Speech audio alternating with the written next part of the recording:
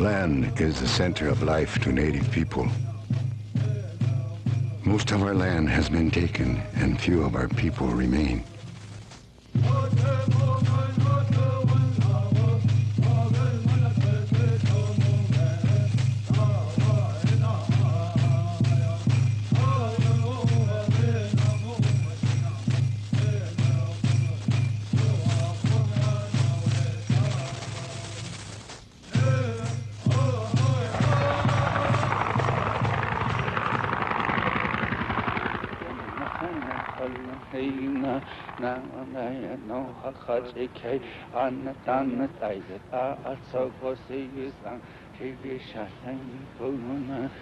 In 1974, Congress passed a law ordering 10,000 Navajo off their land.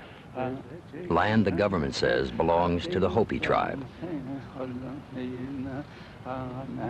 Congress has ordered the Navajo to move by 1986, despite the protests of the traditional Hopi and Navajo people. Chairman, I'm here today to discuss the tragedy of relocating over 9,000 of my tribal people from their native homeland. More than 75% of the Navajo relocatees will be condemned to a life of misery, poverty, and alienation. Just how would you have any income if you're forced to move? Do you have any other way of making a living other than livestock raising? I make my living with the sheep. You don't have to carry them on your back, you just herd them. This is how I live. I will not relocate. If I were offered a new home, I would be a stranger in such a place. I wouldn't know how to operate the heating or the lighting system. And the expense, I'm sure, would be tremendous. How would I pay for these utilities? I have no income and have never been to any school. Assuming we go through with this destructive effort, how and where would she be relocated on the Navajo reservation? Senator DeConcini, there is no place on the present Navajo reservation to which she can relocate to carry on the way of life that she has described. The United States government created reservations for the Navajo and Hopi tribes more than a century ago. Navajo lived near the Hopi villages long before the reservation line was drawn, and the government allowed them to stay until now. Today, the government is spending $500 million to partition the Hopi reservation between the two tribes and to move the Navajo out of the Hopi half. Most of the Navajo are being moved into border towns hundreds of miles from their homeland.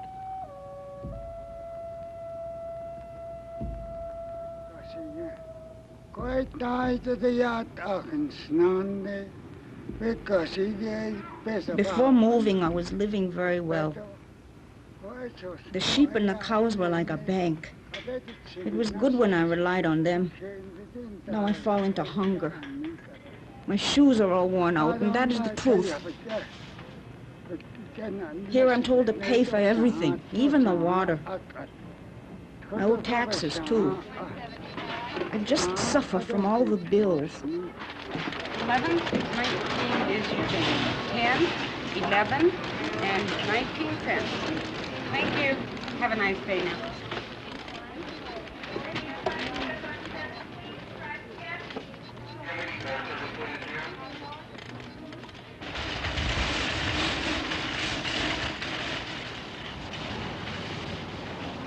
When Hostine learned that his hogan had been deliberately burned down, he suffered a stroke.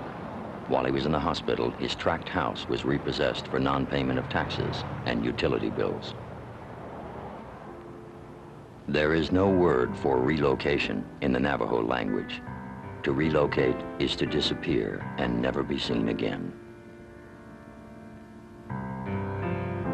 The old people of the earth tell stories. An old woman of the old ways, she said, I recall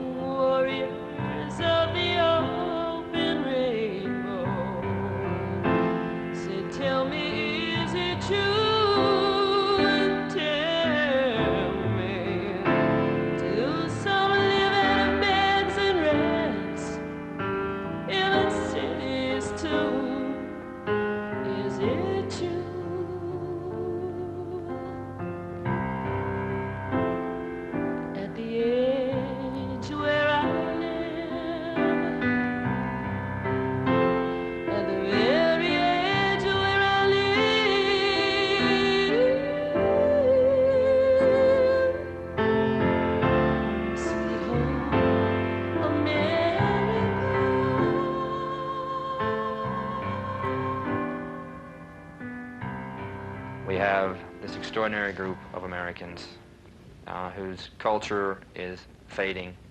It's under all sorts of pressures, which is attempting to adapt gradually, which is making all sorts of compromises, subject to all sorts of stress, that now through this act of Congress is being terminated.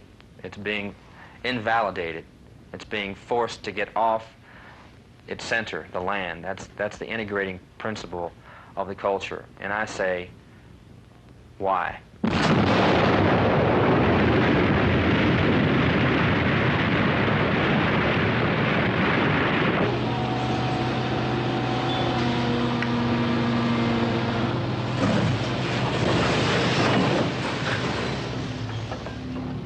Enormous quantities of minerals are buried here.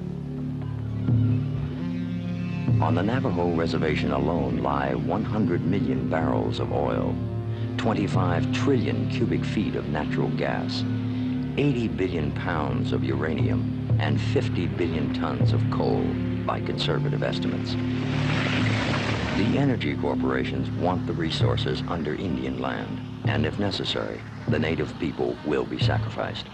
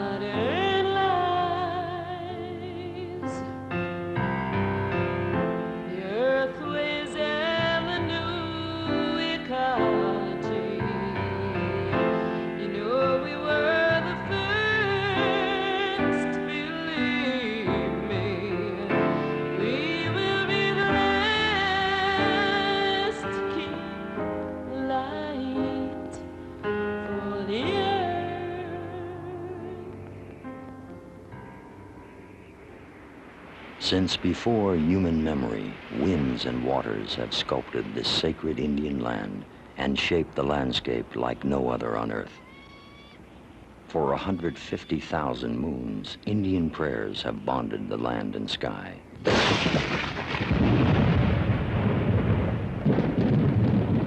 This was home, first for the Anasazi, stargazers and architects of antiquity. The Anasazi designed the blueprint for civilization in North America. Their descendants, the Hopi, are the oldest culture surviving today. The word Hopi means peace, and the Hopi have been a people of peace for thousands of years. The Hopis are a Pueblo people who live in villages atop the mesas that lie within the center of this disputed area. For centuries, they remained close to the mesas. They farmed plots in outlying areas, never going very far from the mesas because they always needed to be able to return to the villages to participate in the ceremonial life of the tribe. The Hopi have always lived with religion as the heart of their culture, the axis around which all life turns.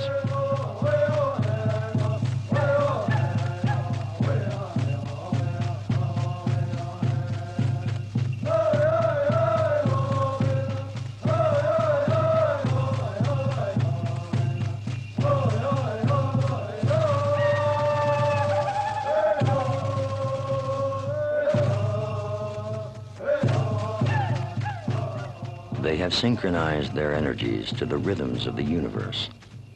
Their rituals are as highly developed as the most intricate mathematical equations. Seeing the world through Hopi eyes is seeing the world in balance.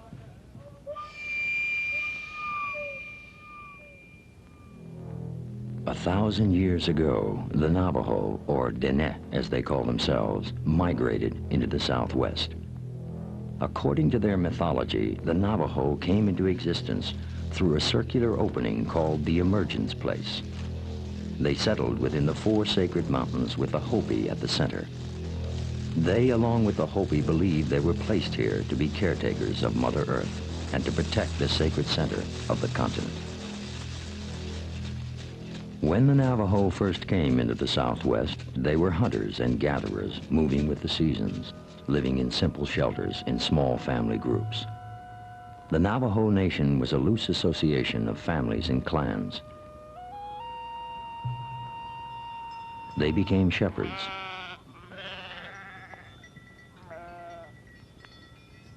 The Navajo believe that the sheep are gifts from the holy people. When it's cold and dark with snow, you wrap yourself up. And instead of forgetting the sheep, you stand by them with your teeth chattering.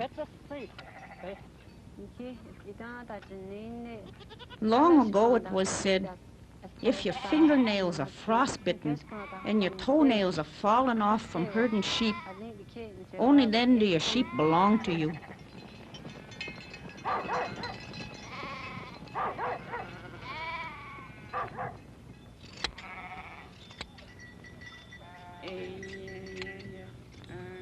With the wool from the sheep, the Navajo developed the art of weaving.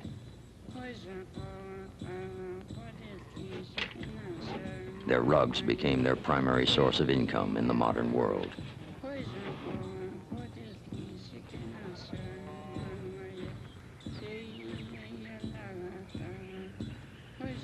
The Navajo learned how to farm the desert from the Hopi, and corn became an important part of their lives. With farming, the people became rooted.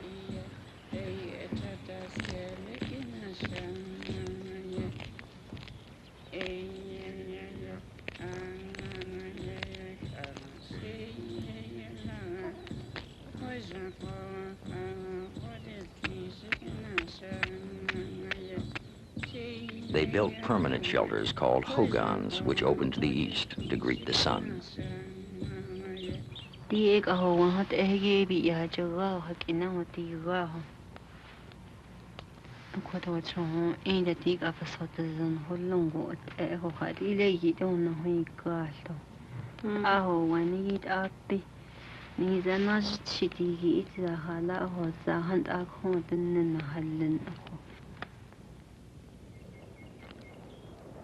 I was born where there were no enclosures, and everyone drew a free breath.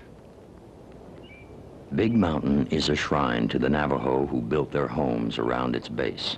The people here are all related by blood, clan, or marriage. For generations, they have passed the land down from mother to daughter. Until now, half the Big Mountain people have been ordered to relocate.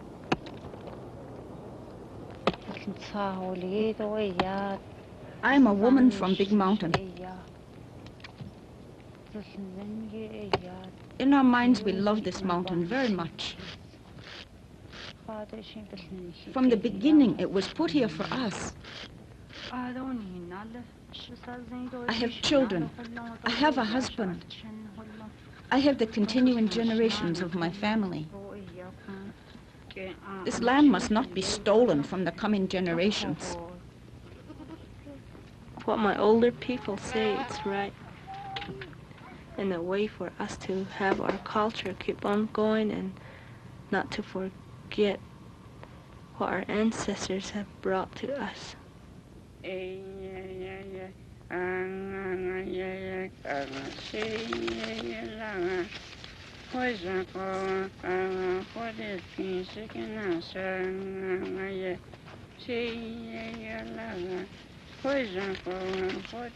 These ways were put here with us.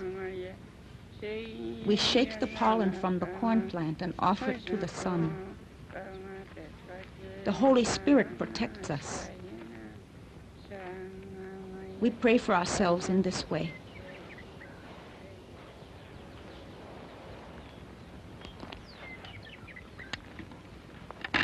The Navajo elders know the properties of plants and herbs, how to prepare them for different purposes. They know how to use crystals and prayers for healing, how to use planets and stars in planting. This is the heritage they pass down to their children in the sacred circle of life.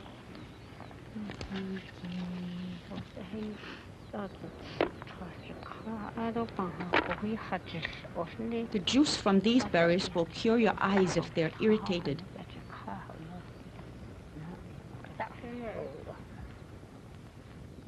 These berries are also used to make dyes.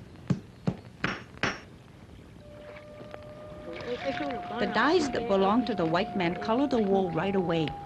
But with this, you have to let it sit for a long time before it will do that. These true elders, they don't need money to live. So like sometimes they say money, to us money is nothing.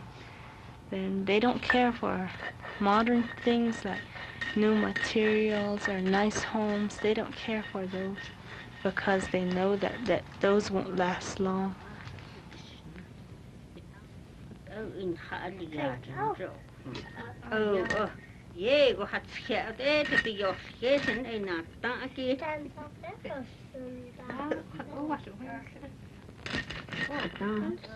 This grinding stone was put here for us a long time ago. Washington does not recognize these ways. If he were to look at these things, he would think them of no value. But to us they are holy. Washington says, go away, go someplace else. Go walk among people in places you don't know. We are not hard enough to survive in places that we're unfamiliar with. If we leave here, we'll grieve for our homeland, and it'll kill us. It's almost as if they've lost a portion of their soul when they no longer can return to that land. The land that has really defined them to themselves, their connection to their family, to the livestock, to the shrines, to the mountains that are around them. If they lose this, then they are losing the thing that is most precious to them, which we might call our soul. I really wish that Navajo leaders and Navajo people generally would take a look at this and say, we don't like it, it's rotten, it's unfair, we wish they had done it some other way. But we're Americans like everyone else, and we can change if we have to, and we'll find some more land that our kids will think is just as good as this land, and get on with it. I don't know who these white people are. I hear they come from someplace across the water. And now they're telling everyone what to do. Indians have been paying with their lives for the white man's greed since the arrival of Columbus.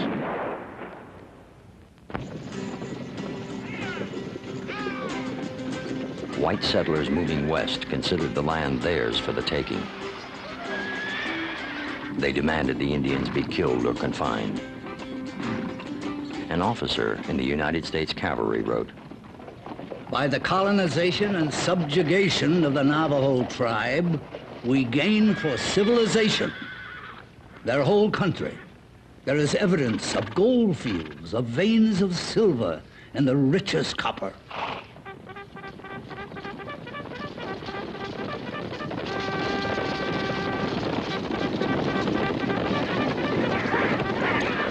I have come to kill Indians, and I believe it is right and honorable to use any means under God's heaven."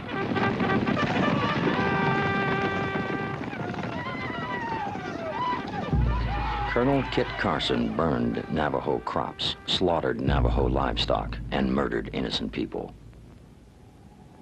The 8,000 Navajo that survived were herded across the New Mexican desert in winter.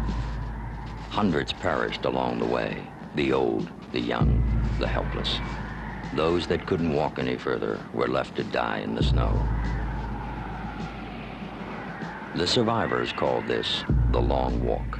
They called their destination the place of suffering. 80 years later, the Nazis would study these internment camps for Indians to design their concentration camps for Jews.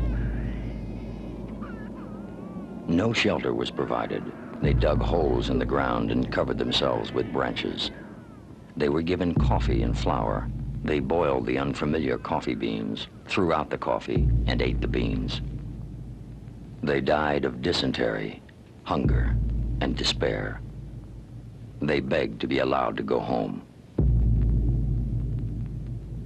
The Navajos' captivity ended when the taxpayers protested. It cost $1 million a year to keep them captive. In 1868, Congress signed a treaty with the chiefs of the tribe. The Navajo were restricted to a reservation. They promised to send their children to government schools and to give up fighting forever. In exchange, they were released and given 2 sheep each. Somehow they survived. Their few sheep became large herds. The women developed the art of weaving rugs for trade with the whites. The men developed their silver-making skills to craft fine jewelry. They kept their word and gave up the life of the warrior. As their population grew and their herds expanded, the Navajo spread out across the land. No one explained to the Navajo exactly where their reservation was, and there were no boundary markers on this desert land. The concept of being restricted was as alien to the Navajo as partitioning the air or owning a star. Some Navajo returned to the land they had occupied before captivity, near the Hopi villages of Black Mesa. The Hopi accepted the return of their Navajo neighbors as long as they didn't take land the Hopi themselves were using. This area, the Four Corners area, is set aside as a refuge for all native people and other people who want to live in peace. The peace the Hopi wanted was not to be. The United States military occupied Hopi land. They sent bureaucrats and allowed missionaries to control the peaceful Hopis. The BIA agent, the Bureau of Indian Affairs official, was in effect the law on the scene. And they set the rules as to what Indians did or didn't do and what their religious practices were or weren't and so forth. The idea was to take the culture and rip it out of the Hopi people.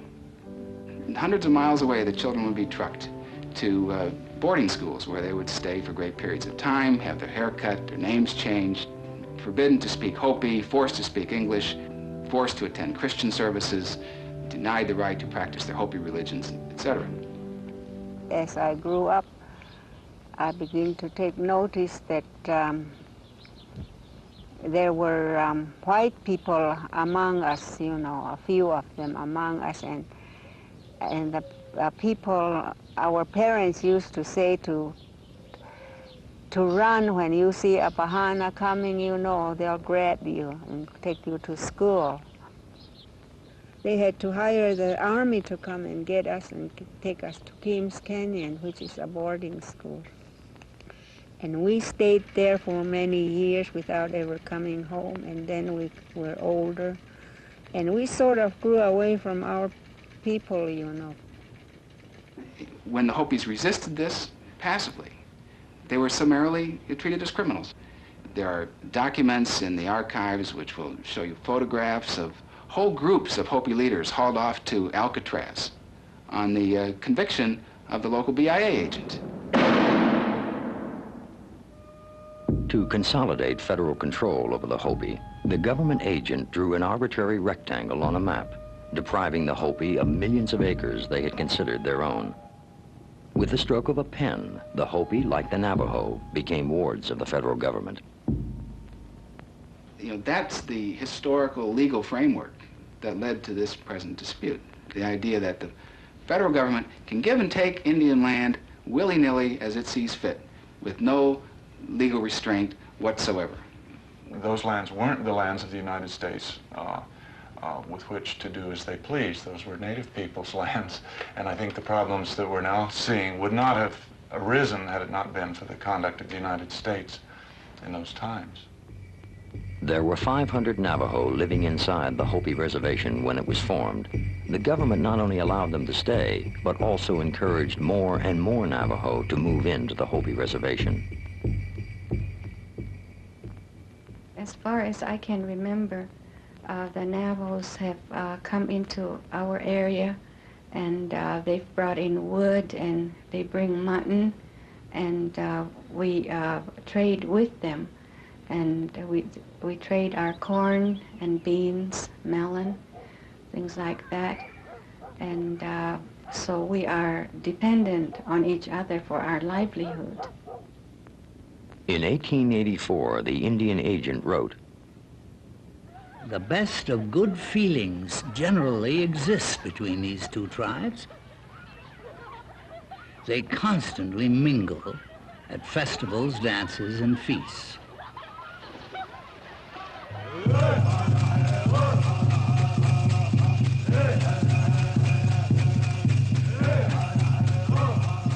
It was these dances that first drew white curiosity seekers to Hopi land.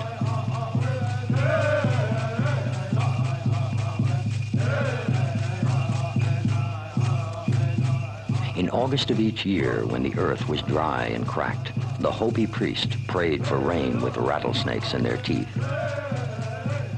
If the Hopi had been living in a humble way, the rains would come.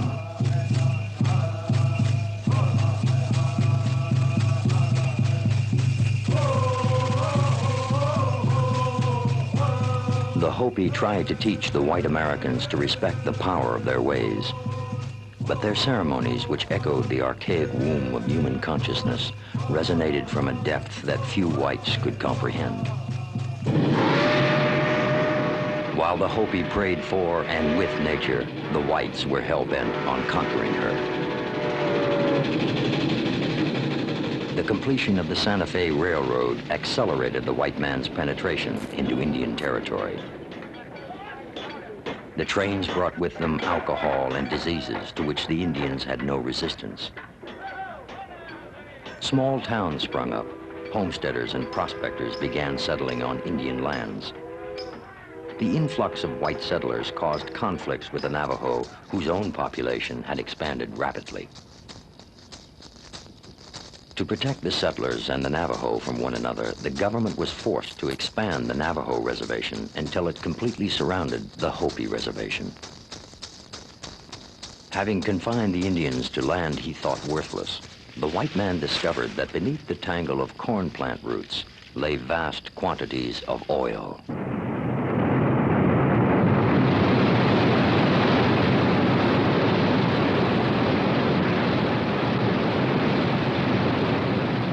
The mining companies pressured the Department of the Interior to set up tribal councils on the reservations, which could then sign leases on behalf of the tribes. The first Navajo Tribal Council was handpicked by the Secretary of the Interior and was forbidden to meet except in his presence. The Tribal Council was established in the 1920s to sign contracts on behalf of the Navajo people for energy development, for oil development at that time. And ever since, the attitude of political leaders in Phoenix and the rest of Arizona has been that the purpose of tribal government is to go along with whatever programs are proposed. It was not set up to serve the Navajo people. It was so that there would be a formal way, an official way of having endorsements for development of Navajo land. The Navajo tribal government to this day operates as a corporation. It does not have the welfare of people as the purpose for which it exists. To solidify control over both tribes, the BIA set up a Hopi Tribal Council. The Hopi already had a system of government through which they had lived in peace for thousands of years. The traditional leaders protested. We do not accept or recognize the tribal council, and we will never work with them because our work as Hopi traditional and religious leaders, we go through our ceremonies and other religious activity, and we sincerely believe that we are taking care of all living things on this earth, all people. This is our work. So we cannot follow that other system and create trouble for any person. The vote by which the Constitution was supposedly adopted was a vote by only a tiny minority of the Hopi people. It was conducted in an atmosphere characterized by all kinds of fraud and deception and trickery on the part of the Interior Department and those who supported them. Oliver Lafarge, who conducted the election for the government, later confessed to the injustice he himself had perpetrated on the Hopi people. The Hopis have been operated on by everybody from Coronado to Kit Carson to Oliver Lafarge. In almost every case, they've suffered for it. Why they should ever trust another white man is a mystery to me. Oil leasing underway, the BIA began seizing Hopi and Navajo livestock. To discourage overgrazing, the government killed or confiscated more than 500,000 Navajo livestock. Many animals were shot and left to die near the people who had cared for them. Washington says, whatever my wish, it is to be obeyed. That's the only thing that Washington stands for. But his plans are no good, and so today we will starve. The grass became worse after stock reduction, and because of new government grazing restrictions, the people were not allowed to move around in search of better grass. Each family settled in one place and tried to hang on to as much land as possible. They were becoming more like white people, each one saying, "This is my land, go away." Many Navajo were forced to leave the land. To support their families, some men found work with the mining companies, who were staking their claim to the mineral wealth of the Southwest.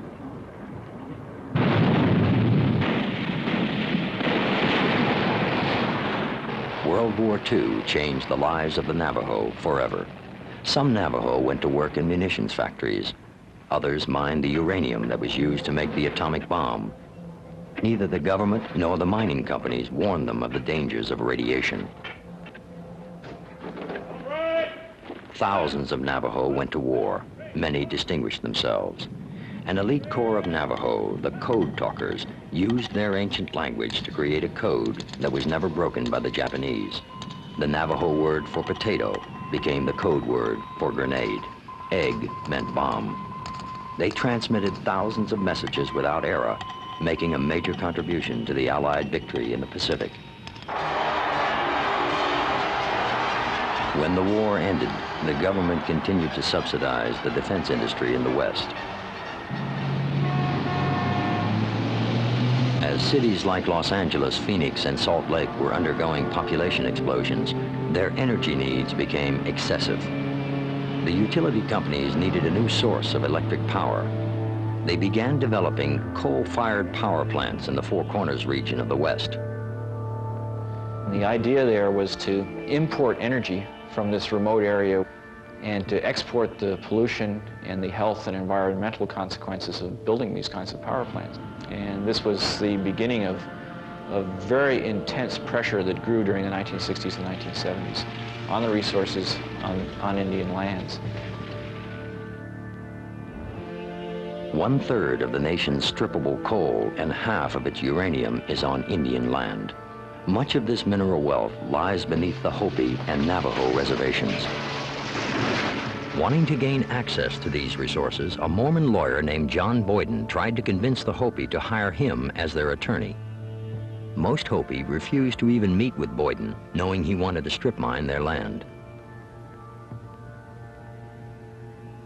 Boyden then held fraudulent elections in the Hopi villages. He persuaded the BIA to appoint him attorney to the Hopi Tribal Council. The traditional Hopi lost control over their land and life. By 1964, the first major mineral contracts were signed with Peabody Coal. Some $3 million was given to the Hopi Tribal Council, of which their attorney, John Boyden, received $1 million. So you can see that it was a rather lucrative client to have. The Boyden firm listed as its clients both the Hopi Tribal Council and Peabody Coal Company. Peabody Coal is the nation's largest coal producer. It is owned by 6 multinational corporations. Peabody signed leases with both the Hopi and the Navajo tribal councils and began stripping 12 million tons a year from the Arizona plateau called Black Mesa. Black Mesa is a holy shrine to both Hopi and Navajo. Stripping her for coal is as sacrilegious as bulldozing St. Peter's Basilica for its marble.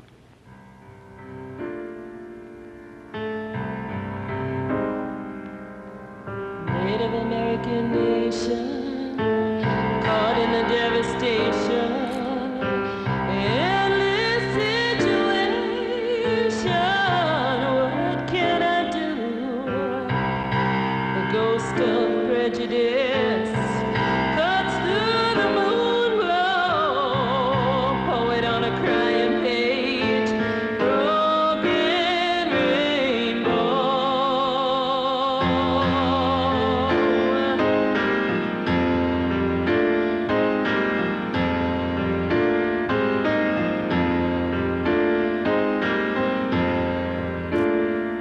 At the edge, at the very edge where I live, home, sweet home, America.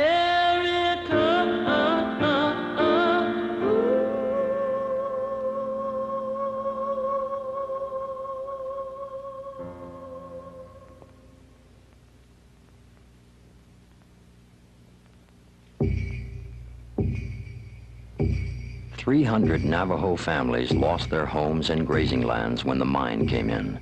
They were neither consulted nor compensated. The pure air that once carried Indian prayers to the heavens is now dense with lead, mercury dioxides, and sulfuric acids. Vast networks of power lines crisscross their land. The Indians call the transmission towers white man's gods. 75% of the Navajo have no electricity themselves.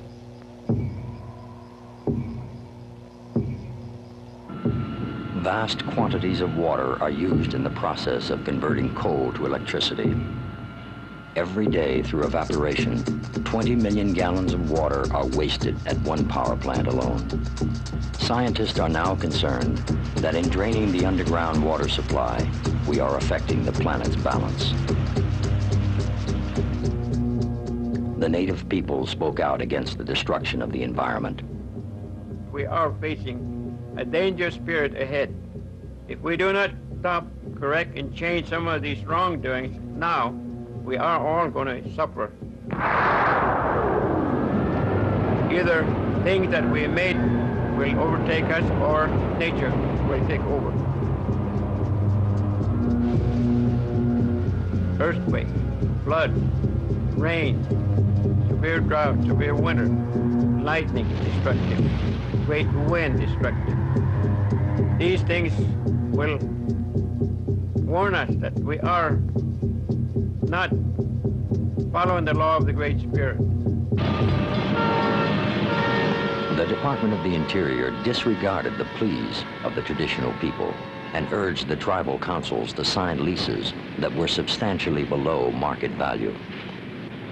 The Navajo received 4% of the value of their coal, 1.3% of the value of their oil, 3.7% of the value of their uranium, and 1.8% of the value of their gas. In the case of one coal lease, the Navajo were paid 15 cents a ton, the price of a third of a bottle of soda pop. The Navajo should have been the richest minority in America. Instead, they remain one of the poorest. The average Navajo's income is less than $1,900 a year. I know we get money from uranium, from oil, from coal, from all of that, but none of us know how much money we get, and they are supposed to be Navajo money. The leasing of land, very technically can take place without any consultation with anybody, except a few elected leaders of the tribe. So that, any small payoff to any one person, can carry a lot of weight. Lease revenues did not reach the people who most needed help.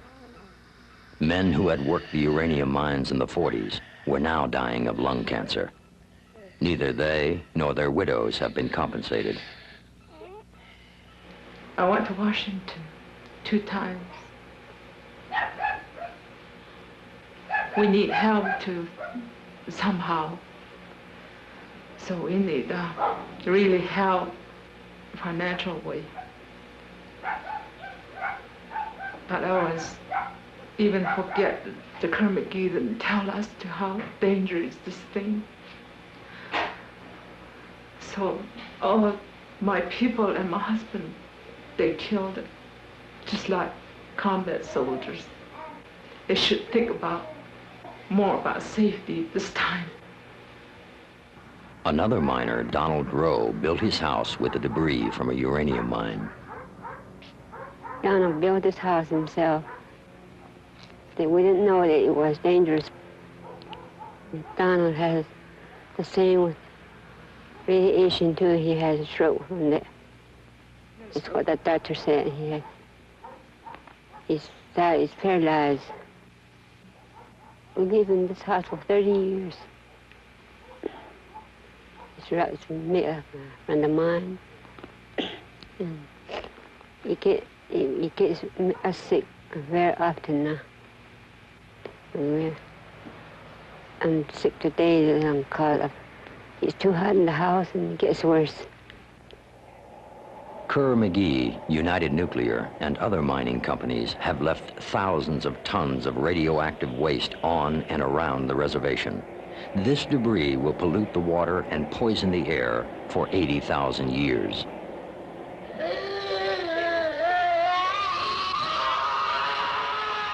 The birth defect ratio on the Navajo reservation is twice the national average.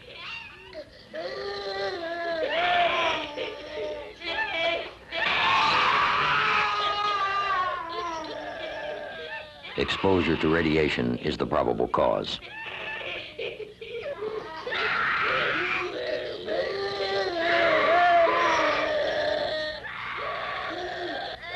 Rather than face this reality, the Department of the Interior waived 13 of its own environmental protection regulations, urging the Tribal Council to approve another uranium lease. People will come around to the old people's homes with an Indian man or Navajo man. They say, "Grandma, put your thumbprint here, you'll get lots of money." They do that, and then the elderly person will think, well, why should they lie? They're Navajo. They're saying grandma. They're saying, they're using all this relationship terms, and then 5-6 years lapse and all this drilling goes on. The land's been ruined. There's nothing for the sheep to eat, and then after all this, the company will bring out like 5 bales of hay. This is for the damages that we caused you.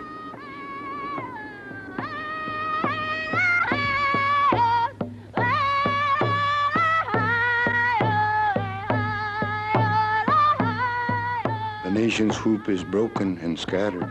There is no center any longer, and the sacred tree is dead.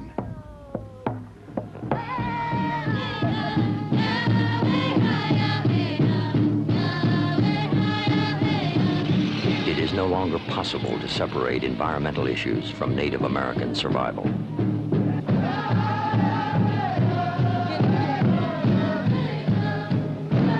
The 1970s saw the birth of Indian activism.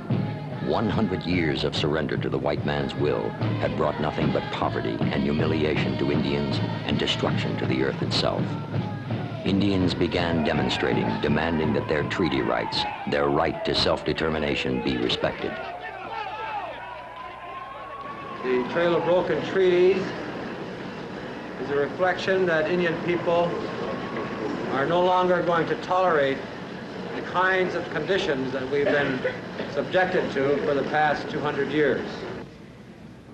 4 of the 10 largest coal strip mines in the country are on Indian land, and we don't have that much land left.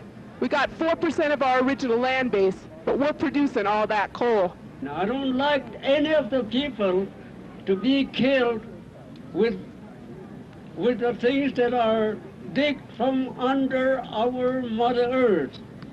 Mother cannot kill any of her children, and we are all her children. The mood of the 1970s in Indian countries, this was the peak of Indian militancy, of Indian resistance, of Indian pride and assertion and red power. And There were demonstrations at the Peabody mine. Navajos, for a time, occupied the place. This created a climate of fear in southern Arizona that the Navajos are going to play hardball.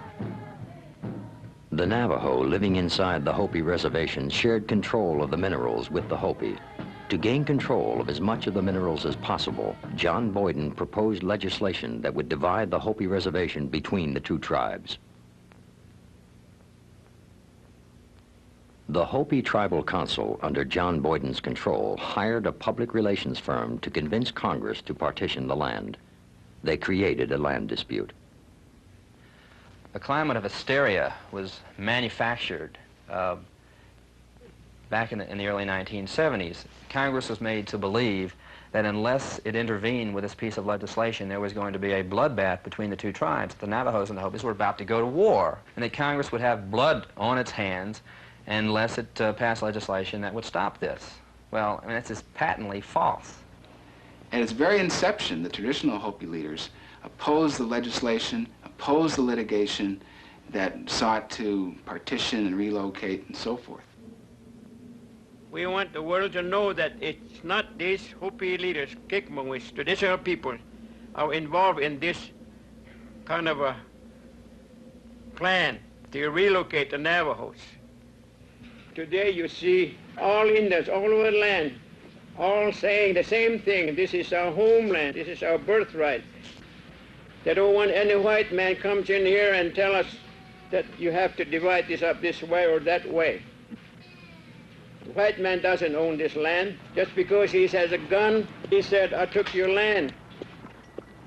Let's not forget, Peabody has a contract with both the Navajo and Hopi tribes to mine coal in this area.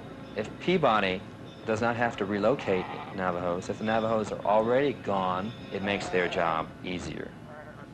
The dominant political figures who have been involved are Senator Barry Goldwater, former Senator Paul Fannin, and former Representative Sam Steiger, all of Arizona, all of whom had a great credibility back in Washington talking about a local Indian situation. Most people back in Washington could not presume to understand what was happening out here in a corner of Arizona, and they deferred to the presumed expertise of these three men. And these three men, it seems to me, distorted the situation terribly and misunderstood what was going on out here. I really don't think that the majority of the members of Congress understood exactly what the issue was. Harrison Lesh pushed the bill through Congress. He then left the Department of the Interior to become a vice president of Peabody Coal. Ready, sir. In 1974, Congress passed Public Law 93531. President Gerald Ford signed the bill into law on a ski vacation in Vail, Colorado.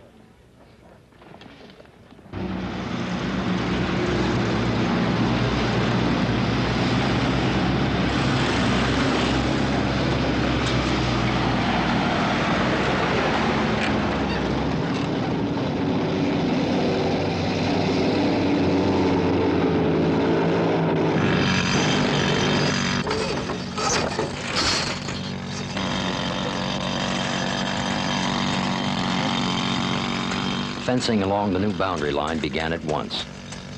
The cost to the taxpayer was $4,000 a mile. The cost to the native people was their way of life. This metal barrier, erected by bureaucrats, shattered the lives of the Navajo. It separated families and cut people off from their grazing lands, watering holes, and shrines. 10,000 Navajo and 100 Hopi found themselves on the wrong side of a fence. Congress ordered them to relocate. Washington seems to be very immature. They believe in lies. They have no pity and cannot see us. We go around wiping our tears because of what they do.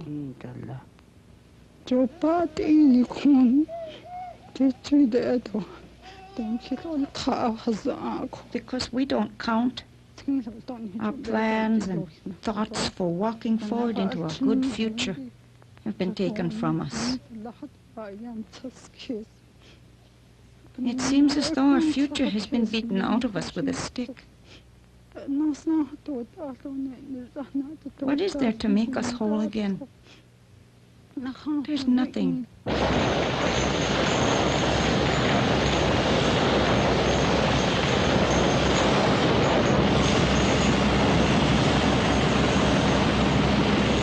To force the Navajo out, the government began destroying the plants that the people depend on.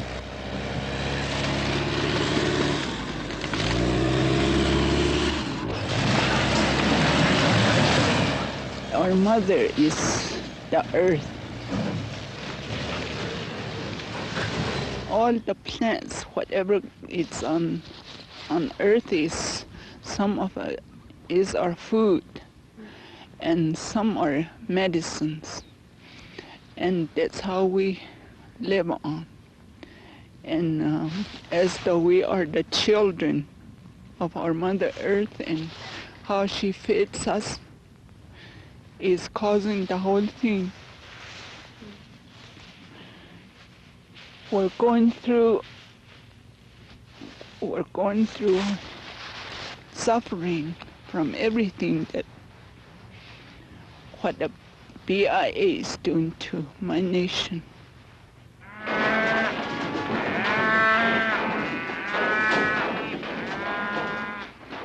See what you did to my people? See what you did to them? You took their very lives away from them. You better not do it. The government says it takes 35 sheep to support a family of 4. This same government is now reducing Navajo herds below subsistence level. By seizing Navajo livestock, the government is forcing many families into hunger and extreme poverty. They are taking our sheep away, trying to make us move. They are taking away everything that we need to live. That's what they're doing to us right now. They're trying to kill us one way or another, slowly or fast. Of the first group of Navajo relocated, 25% of the adults are dead.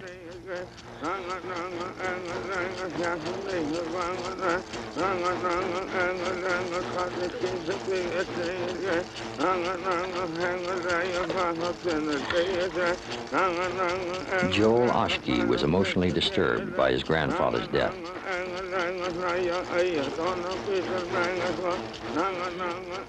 To restore Joel to balance, 3 generations of his family took part in a ceremony which lasted 2 days and a night.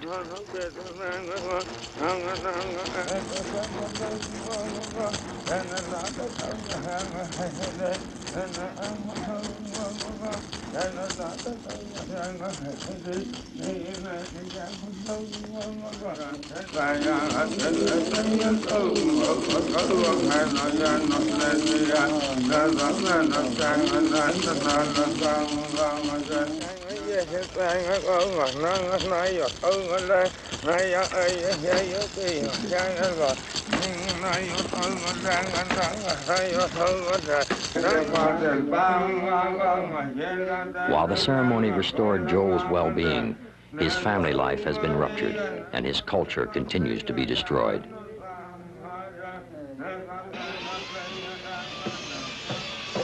The American taxpayers are paying $500 million to move 3,000 families into tract houses like these. Here it is not good for us. We have to pay for everything. Electricity, water, the land, taxes. Here it is a small place. You can't go anywhere. It's like being in jail. Back there I had a good home, even though it was a hogan. There, if you have sheep, you can use that as your food. Here there is none. There's not even one sheep around. I come out with nothing. I'm old and alone. It seems I miss it all. Well, there's a simplistic view around that relocation is harsh and that it's unusual and so on. People get relocated in America every day, and I don't want to compare troops, but the interstate highway system, they go through your living room with a bulldozer in the interest of getting something settled and getting a highway where it has to go. So this isn't the only place in an American system, in all phases of the American system. Somebody sometimes has to give up what they don't want. I was in Vietnam in 67, 68. I was a paratrooper over there. They told me, come and help us fight for your land and our land. They threatened me to go over there. See, I fought for this land right here I'm standing on. Chilson grew up with 11 brothers and sisters on land that had nourished 3 generations of his ancestors. His father died when they were young, but his mother kept the family together. I always wonder how she managed to bring all us up. She didn't speak no English and she didn't work. It was this land that the way my dad set it up for us that helped her. He built wells, he planted trees. We used to have close to 300 heads of cattle. Chilson returned from Vietnam, married, and was raising his own family on the land when the Bureau of Indian Affairs seized most of his livestock. After the stock reduction, we got to find a job to support ourselves. His herd confiscated, Chilson went to Flagstaff and became a mechanic. I used to drive back and forth, but that was 75 miles away, so I moved into town. We were renting in town, then they said we don't live here anymore. To them, we don't exist here. Even they told that to my mother. She used to stay here by herself. She almost froze because the fire was out and she got sick. So we don't let her stay here by herself anymore. The government claimed that since the McCabe's were not residing on the land, they were not eligible for replacement housing or assistance of any kind. Chilson was forced to move his mother into a trailer in Flagstaff, where she died of a broken heart. I blame my mother's death on this whole thing, relocation. See, they can destroy a beautiful, loving family. Ever since my mother died, I had a dream about my mother being with me at home. And I always dream about the cattle. This land dispute did a lot of damage to me and my family because, we've been cheated, we've been lied to, we've been called names. I get sick, I can't sleep at night, so I'm on my own now. I don't have any dream right now. The government took it away.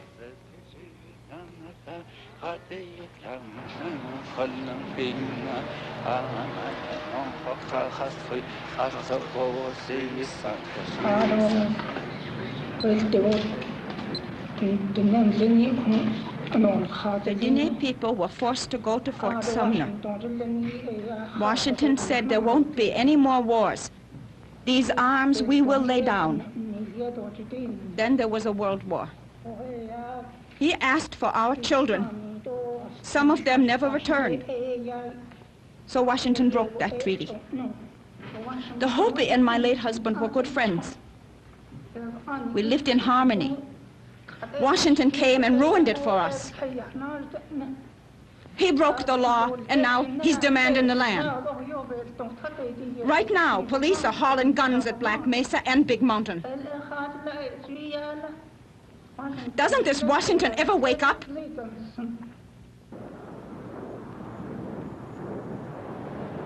The politicians refused to repeal the law. They allowed relocation to continue. The white man does not understand the Indian for the reason that he does not understand America. The man from Europe is still a foreigner and an alien. But in the Indian, the spirit of the land is still vested. Men must be born and reborn to belong. Their bodies must be formed of the dust of their forefathers' bones.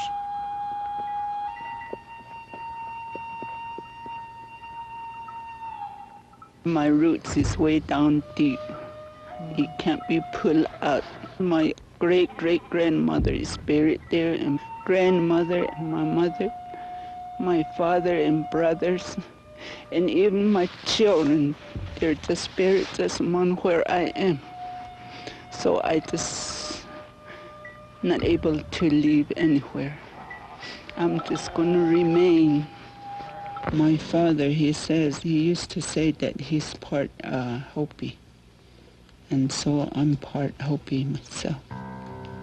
It's all mixed blood, so you can't divide the blood by fencing. Unless the Navajo voluntarily leave the land, force may be used to remove them. People of the earth tell stories. An old woman of the old ways, she said, I recall my joy in better days. Young warriors of the open rainbow said, tell me, is it true? Tell me, do some live in beds and rest in the cities too? Is it true?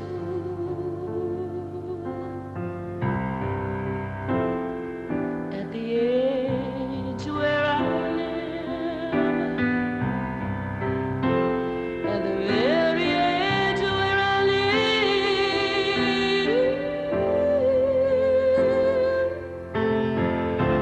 sweet home America.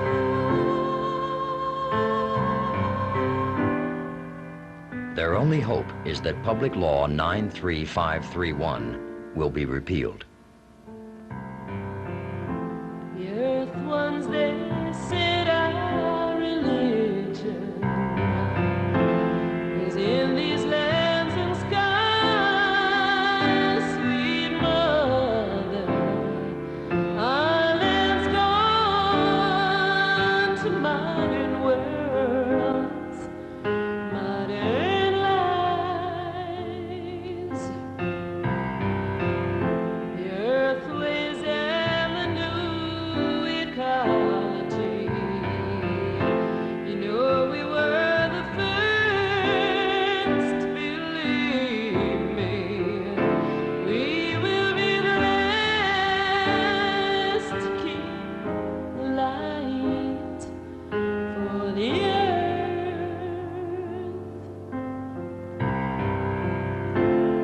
At the edge where I live, won't you come over to the very edge where I live?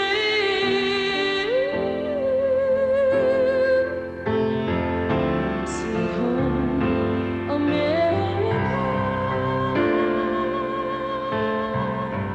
The native people will not move. They will fight for the only thing they have left, their sacred land. Native American nation, caught in the devastation